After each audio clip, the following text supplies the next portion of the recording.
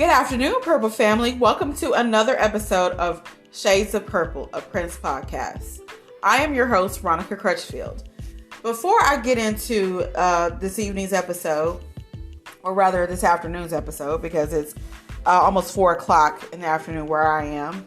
So wherever you are in the world, good morning, good afternoon, good night. I want to just take time out to thank everyone who has taken time out of their day to listen to my podcast. That means more to me than what you will ever know. I particularly want to shout out everyone that has joined the Facebook page, all 141 of you as of right now. So thank you so much. Continue to share the page and share our discussions, and don't be afraid to bring up things on the page. I like talking, and as you can see, I talk back. You know, I always respond to almost all the posts on there. So don't be afraid to post anything, okay? As long as it is Prince related, you can post it. Also, I want to give a special shout out to Mark Anthony. He is a Prince actor and musician. I guess I could use the word impersonator. And he's based in the UK, and he was kind enough to share my podcast on Facebook. And he has a YouTube channel as well. It's called Mark Anthony as Prince. So please go and subscribe. All the Purple family that hear this, please go subscribe to his channel on YouTube. He has played Prince in some Reels documentaries. The Last 24 Hours of Prince and The Autopsy. He played Prince in those 2 episodes of those documentaries. Very, very well acted. And he really does look like Prince as well. He has Prince's demeanor down very well. So I would love to, see him once he comes to the United States. So Mark, if you're listening to this, please let me know when you come close to the South. I stay in Arkansas. So if you happen to be coming to Memphis or Texas, please let me know. Okay, so let's get started. So to start off, we're going to pick up kind of where I left off at the last episode. I mentioned that Prince and his band, the Rebels, did a brief tour for the Prince album. And they started doing that like late 1979. The album Prince came out in October. And they started the tour in November and December. But they had to end up cutting it off actually because Prince got sick for a couple of weeks. And he lost his voice. He got laryngitis. And I think that he also had pneumonia or something like that. So he was sick. So they kind of had to cut the tour short. And then, of course, he went on to American Bandstand in January of 1980. And then in February of 1980, all the way up until April, Prince was the opening act for Rick James for his Fire It Up tour. So I wanted to briefly talk about that tour. I posted some videos about the tour from a YouTube series called Tales from the Tour Bus that Mike Judge did back in 2017. Mike Judge is the creator of Beavis and Butthead and King of the Hill. It was very funny, and he did a 3-part episode on Rick James and Prince. And so I did post that to the Facebook page. So please check those out. Rick James also had an autobiography called Glow. I didn't read all of it. I just kind of focused on the chapters where he talked about Prince. But I do plan on going and reading the whole book because we all know Rick James was a fool. If y'all remember the Dave Chappelle show, and that's probably his most famous episode is the ones where, he was talking about Charlie Murphy Charlie Murphy was talking about his experiences with Rick James and, Dave Chappelle, I'm Rick James, bitch, And of course they did an episode with Prince as well about Charlie Murphy and Eddie Murphy losing in basketball games to Prince. So that whole, Dave Chappelle, he's a genius to me. I love his comedy. And he was also a very big fan of Prince as well. So, but let me not get off track. So let's get on to talking about the autobiography Glow. In the autobiography, Rick James said that he first took notice of Prince after hearing the song I Want to Be Your Lover. He said he really liked the song. He said, when the song came out, I loved it. And he was like, why not help a young brother with such obvious talent? So Rick automatically recognized Prince's talent. And that's telling, given the fact that they would kind of pretty much fall out later on. But he very much respected Prince's talent. So he also thought that Prince, his look was similar enough to his and his band that he would be a good opening act.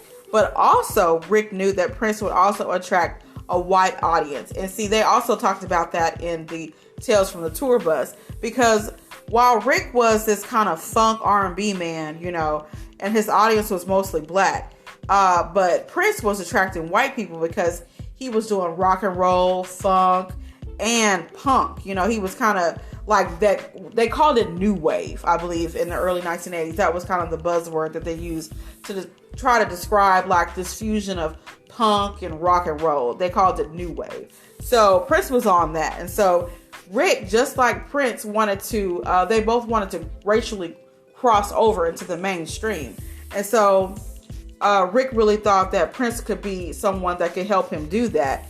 However, there was a lot of tension between Rick James and Prince and their respective bands. So Rick James would claim that Prince stole his moves, which he probably did. He said that Prince was emulating my mic moves like a motherfucker. He was calling out my funk chants and even flashing my funk sign.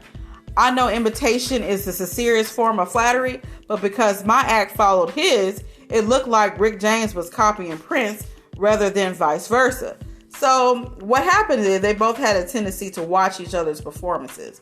And so my guess is that Prince was really paying attention to Rick's moves and thought, well, hey, I could put my own spin on that.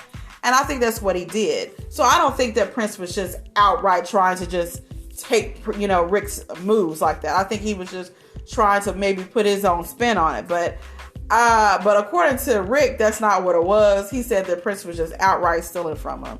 And he just didn't like that. Now, Rick, was he right to be pissed about that? Yes, he was. But like I said, he really couldn't do a whole lot about it, though. I mean, he tried complaining to Prince's management team about it, but that didn't go anywhere. So he started to really grow a resentment of Prince. But when he would reflect back on their relationship when he was in jail in the 90s, he was talking to his cellmate, this guy named Brother Guru. And he said, I resented him, talking about Prince. I admit it, but I only resented him because I know he was stealing. But when he didn't see at the time, well, he did see, I think, you can say he did see at the time, how talented Prince was. But he was so focused on Prince, he's stealing my shit. He's stealing my moves, like he couldn't see beyond that. But then, after he has this whole conversation with his cellmate, this guy named Brother Guru. And Brother Guru basically tells him, look, Rick, you was just jealous of Prince. But you have to admit that the cat is very talented. And so he says, you know what? You're right. He said, no matter what I may have felt about Prince in the early days, he turned out some of the funkiest shit on record. So after having this, conversation with his cellmate, he was like, you know what? You right. Prince was talented, and I guess I just couldn't get past the fact that I felt like he was copying me. So, he admitted that he was jealous. He was jealous because Prince and his band were kind of upstaging Rick and his band, the Stone City Band. In a lot of the cities, Prince and his band were killing it. Now, this is according to Des Dickerson. Now, if y'all saw the animated Tales of the Tour Bus, the guy, what is his name, Levi? Like, he was like, oh, they forgot who the fuck the opening act was when we got out there, da-da-da. And maybe that was the case in some of the cities that Rick was, more well known, especially like Buffalo, which was Rick's hometown. Now, I can see them, maybe not liking Prince as much there because, that's their hometown boy. But I don't know. Des Dickerson in his book made it seem like a lot of nights the rebels would just tire out the crowd so much that a lot of people would actually leave before Rick could even get on stage. So I don't know I guess you could just pick and, decide which story you believe, Levi's or Des Dickerson's. But we also know that Rick was a bit of a druggie. So he would often get high before going on stage. So by the time he made it to the stage, he was drunk, high off weed, cocaine. So, his performances were not up to par.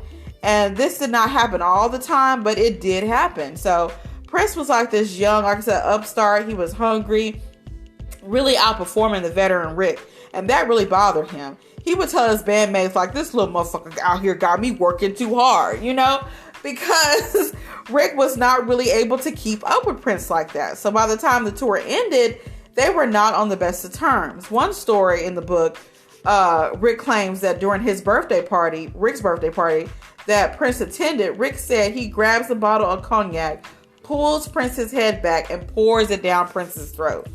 And he said he did that because, for one, Prince crashed his party.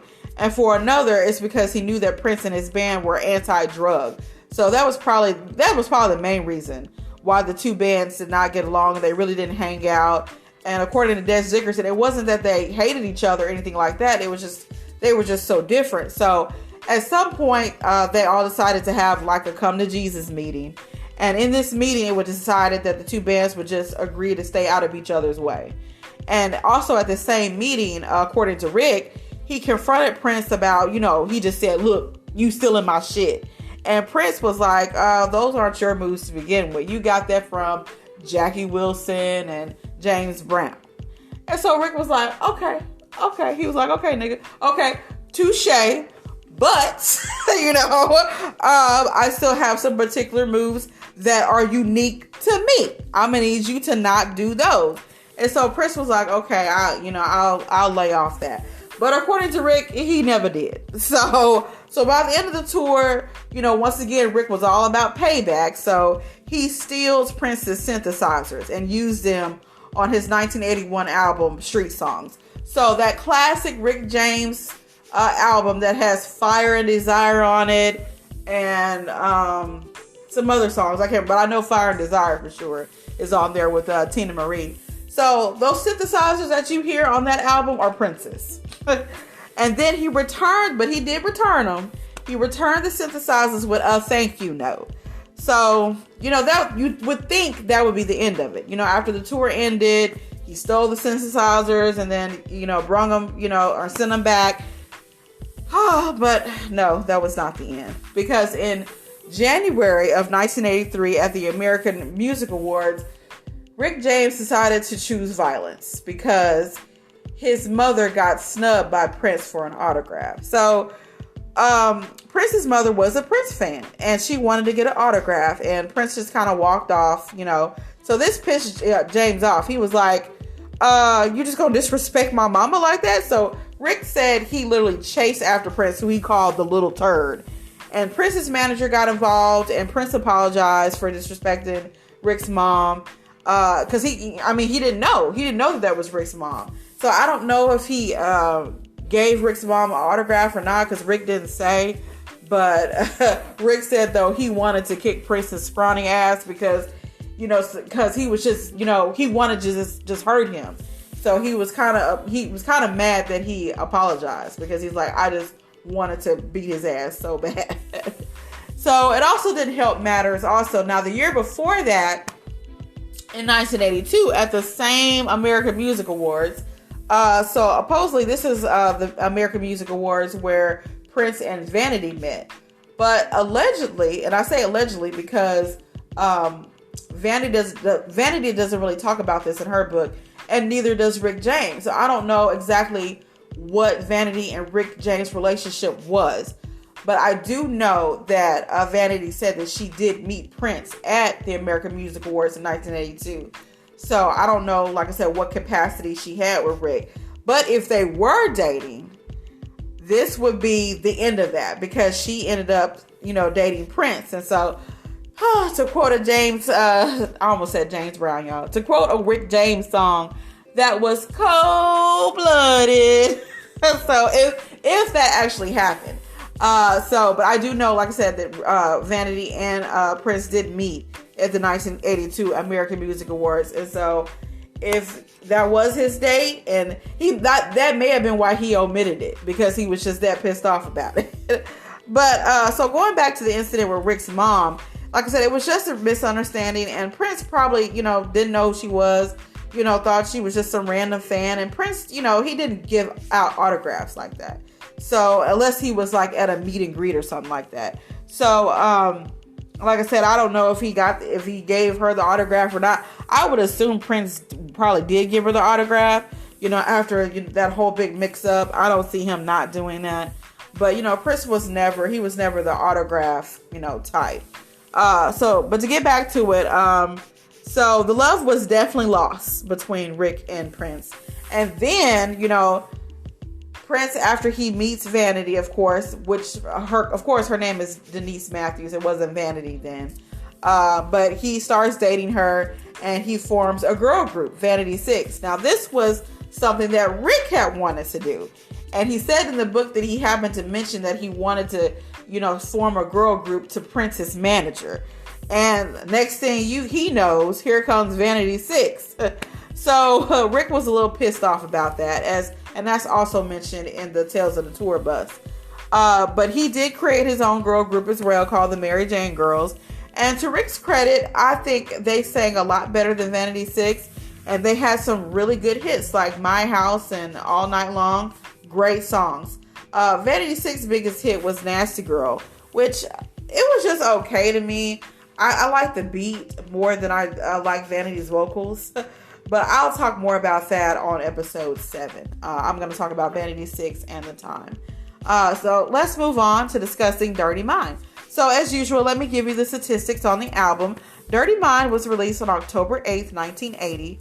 Prince will begin recording the songs as soon as the Rick James tour ended. So the Rick James tour ended in April. So he started in May and June. And it was done by June of 1980. He recorded it at Hollywood Sound Recorders in LA. The engineer of Dirty Mind is listed as Jamie Starr. Now, Jamie Starr is another one of these characters that Prince created, kind of like Camille and Spooky Electric and Tor and who else? But I think Jamie Starr is probably the first one. He's like this old man version of Prince. And he's been on he also did some funky stuff like Corinne Bacon Skin. If y'all heard that song, that's Jamie Starr. He also did Chocolate, which is kind of like an unreleased song that I've heard him on, Jamie Starr. Also, he did Cold Coffee and Cocaine. So if you heard songs like that, that's Jamie Starr with him and his, that little, that's Jamie Starr. So he tried to deny that he was Jamie Starr for a long time. But we all knew that it was Prince. But more about Jamie Starr on episode 7. So many of you already know, who Jamie Starr is and all that. So like I said, we'll talk about him later. The album produced 3 singles. Uptown, which came out before the album Uptown.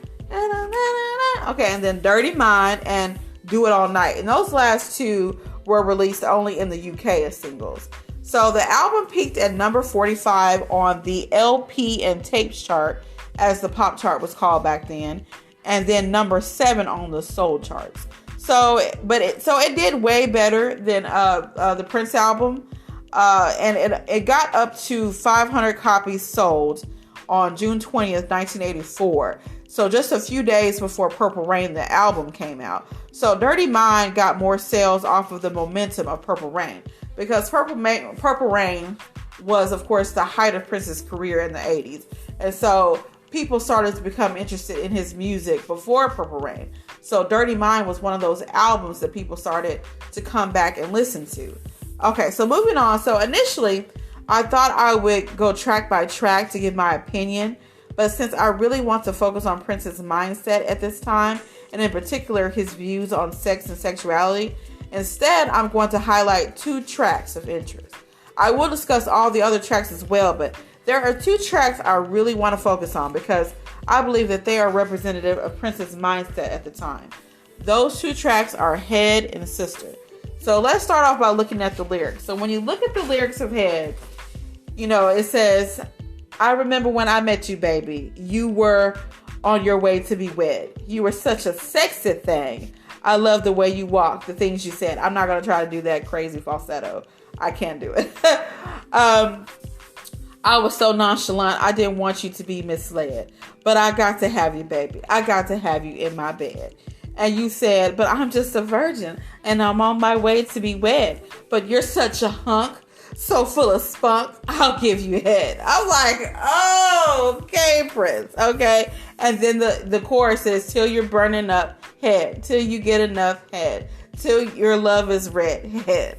And so Prince was saying in an interview that he did with Musician Magazine in September of 1983. The article was called Prince, Strange Tales from Andre's Basement and Other Fantasies Come True. Prince explains that the story of Head can be seen as satire, so it wasn't, of course, a real story.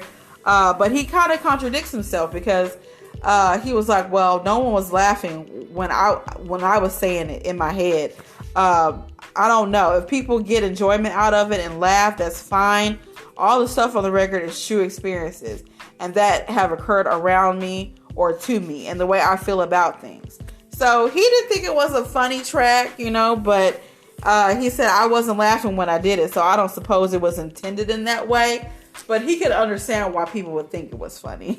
So basically saying he didn't mean it to be seen as funny or satirical, but if people got a laugh from it, that's fine. But these experiences are based on some level of truth. So to me, that's telling me, because I do believe that, I do not believe, let me say that, I do not believe that he let a virgin on her wedding day give him head. No. But I do think that the virgin may be representative of something that may have occurred either to Prince himself or maybe someone, like he said, like someone around him.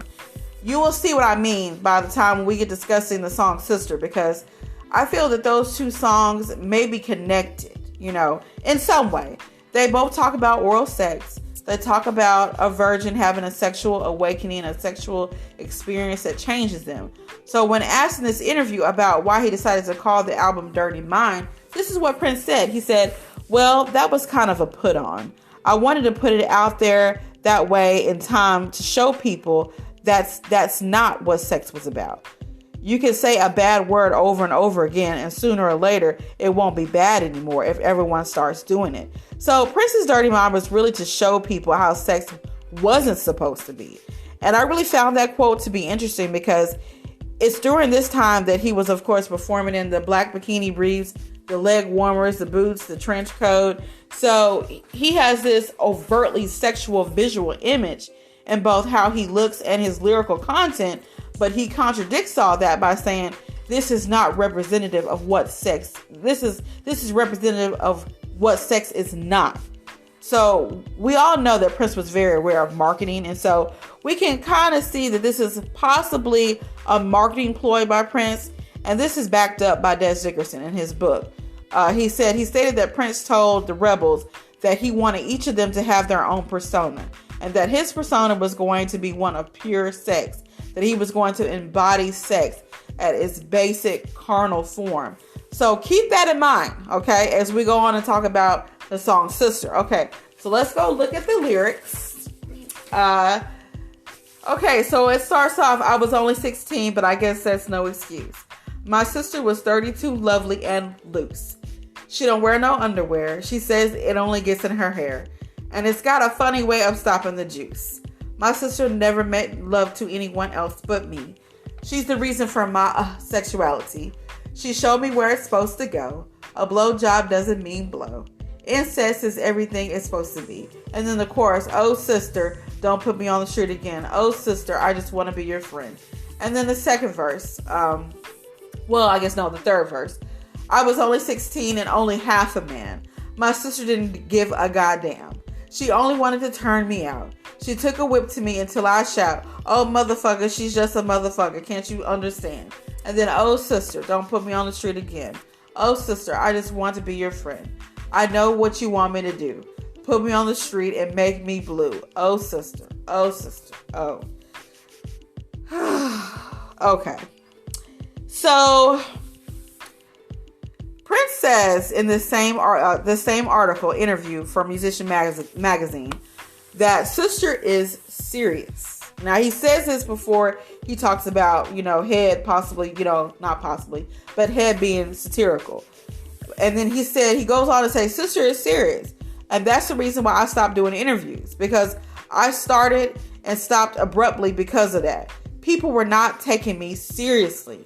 And I was being misunderstood. Everything I said, they didn't believe anyway. They didn't believe my name. They didn't believe anything. So you can see that, or just get the feeling that Prince is frustrated. frustrated with how the public has perceived him. Later on in this same interview, like I said, this interview was really telling. It had a lot of good information in it.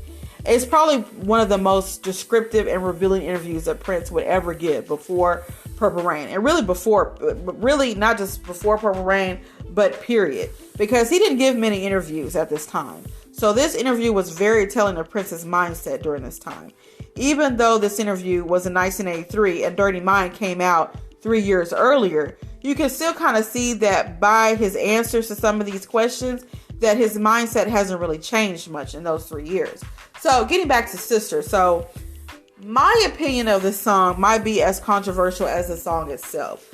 So I believe that there is a strong possibility that either the story is true or Prince was looking to push the boundaries of shocking lyrical content to its breaking point.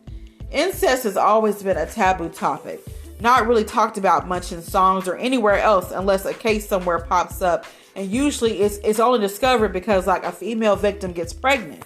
But in Prince's case, he's talking about himself and his older sister having a forbidden, unlawful sexual relationship, and this spawns Prince's sexuality and this new sexual awareness. So Prince blames his hypersexuality on his sister. Now, if what he says in the song is true as he claims in this interview, because he said sister is real, then his sister is guilty of sexually molesting her younger brother. And this song was a way for him to deal with the trauma of what happened to him. The reason why I lean more to this conclusion as opposed to this being a marketing ploy for shock value by Prince was because the lyrics to me sound too personal. Let's look back. He says in the second verse, I was only 16 and only half a man. My sister didn't give a goddamn. Like when you hear that, and then he even changes the music up, when he says goddamn, boom, like the guitar, he changes up the chords on the guitar a little bit. And so it just sounds like something that a victim of sexual abuse would say. And I really can't picture Prince saying something like that, something of such a serious nature in a song for shock value. I just can't. I just can't see him taking something like that, knowing that other people, have suffered from that, have gone through that, knowing that, those very people could be listening to that he would just try to use that as a marketing ploy. Now, like I said, I could be wrong, but to be honest, I kind of hope I am, because if Prince was in fact sexually abused by his older sister, that is indeed very sad, because he never got justice for that. And I do have an idea of the sister that Prince was referring to, but because I don't want to accuse anyone of a crime that they may have not committed, I won't say which sister I think it was, but at the end of the day, only she and Prince know what really happened, so we just have to leave it at that. So going back to the 1983 musician interview, like I said, this interview was so revealing. He was asked about why Dirty Mind was such a departure from his first two albums, and he said that Dirty Mind started off as demo tapes. They were just like songs I wanted to hear. So I took them to my manager and he said, this is the best stuff I've heard in a long time. This should be your album. And he said, the drag is, I just don't know how I could make another album like that. I usually change directions with each record, which is a problem in some respects, but rewarding and fulfilling for me. I have mixed emotions. So he intended to go into a new route anyway with Dirty Mind, but he didn't really, think that these were just songs that, like he said, that he just thought that he would want to hear. But when the manager heard him, he was like, oh, you should make these your album. So for Prince, Dirty Mind, I think, was a very, very personal album. So earlier in the interview, he said that his first album, For You, was more contrived. And his second album, Prince, was done for Warner Brothers to make hit records. So Dirty Mind, like I said, was in Prince's mind his real first album, when he was really doing the type of music he wanted to do for himself as an artist. So briefly, looking back at the other tracks, let's look at, so Uptown, Dirty Mind, Do It All Night, and Party Up. Now, to me, the last one, of course, was the deal between Morris Day and Prince. And that's how Party Up ended on this album. And we'll talk about that in episode 7. But I already mentioned the fact that Morris Day pretty much wrote that song. Well, he did the music to the song. And I think Prince maybe changed up the lyrics on it a little bit. Because Morris claimed that Prince's version isn't as funky as his version. But anyway, so those 4 tracks are kind of up-tempo, funky punk tracks to me. While Got a Broken Heart Again is really the only kind of slow song on the record. But it also falls in the same vein with the other song about love, When You Were Mine. They sound like they could easily be like B-sides of one another. So they sound really similar to each other. My favorite song on the album is probably between Dirty Mind and When You Were Mine. I like When You Were Mine. I also like Cyndi Lauper's version of When You Were Mine as well. But Dirty Mind, and I put the video of Dirty Mind and Uptown on the Facebook page. And those are some of my favorite videos to go back and look into. So, like I said, Dirty Mind in many ways was a very personal album for Prince. And I think probably one of his, I dare say it was probably his most personal album of the earlier time period for Prince. Overall, though, I really, really liked the album because it did represent a significant shift in Prince's mindset, especially when it came to sex and sexuality. So at the conclusion of this interview, he was asked, was there anything else he wanted mentioned? And Prince said, I don't want people to get the impression that sex is all I write about, because it's not. And the reason it is so abundant in my writing is mainly because of my age and the things that are around me. Until you go to college or get a 9-to-5 job, then there is going to be a bunch of free time around you. And I think for Prince, those ways were music and probably sex. So in conclusion, Prince's Dirty Mind was personal and dealt with real situations and issues that happened to him or those around him. His views on sex and sexuality became more to the forefront with this album in both shocking and yet marketable ways. Just as now, it was also true then that sex sells. So Prince was well aware of that, and he used his image of pure sex to take his career in a new sexual lyrical content that would become and remain a staple of his career. His name was Prince. Mr. Nelson, if you're nasty. So that concludes this afternoon's episode. Join me next week for episode 7, in which I'll be talking about Prince's 4th studio album, Controversy, and his protege groups The Time and Vanity 6. Until then, peace and be wild, and may you live to see the dawn. Bye.